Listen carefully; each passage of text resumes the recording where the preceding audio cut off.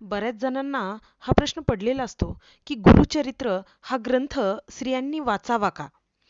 तर भगवान दत्तात्रेयांचा अवताराची मूळ निर्मितीच अनुसया मातेच्या प्रखर पातिव्रत्य धर्मातून झाली आहे. थोडक्यात भगवान श्री दत्तात्रेय हे पतिव्रता स्त्रीच्या बालक स्वरूपात आहेत.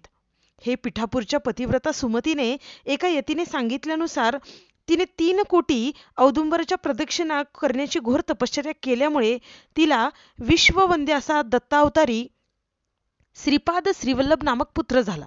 त्याचप्रमाणे कुरवपूरच्या अंबिका हिने सुद्धा श्रीपाद श्रीवल्लभाने सांगितल्याप्रमाणे भगवान शंकराचे शनिप्रदोष व्रत अखंड पूर्वजन्मात केल्यानंतर तेच व्रत दुसऱ्या जन्मात अंबा भवानी या नावाने चालू ठेवल्यानंतर तिला कारंजाला दत्तावतारी श्री नृसिंह सरस्वती नामक जगतवंद्य पुत्र झाला.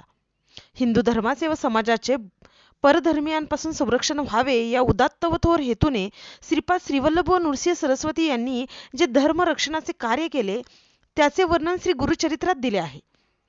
पतिव्रतांनी या थोर जगतवंद्य पुरुषांना जन्म दिला, त्यामुळे नक्कीच स्त्रियांनी हा ग्रंथ वाचावा.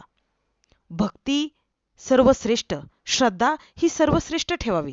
स्वतःच्या घरी वाचावा, घर फार पवित्र होते. सामुदायिक वाचला तर अतिशय चांगले.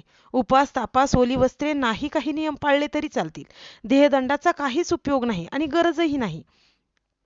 प्रेमाने सेवा करावी. स्वच्छ धुतलेले वस्त्र असावे. मनाची आर्तता पवित्रता असावी.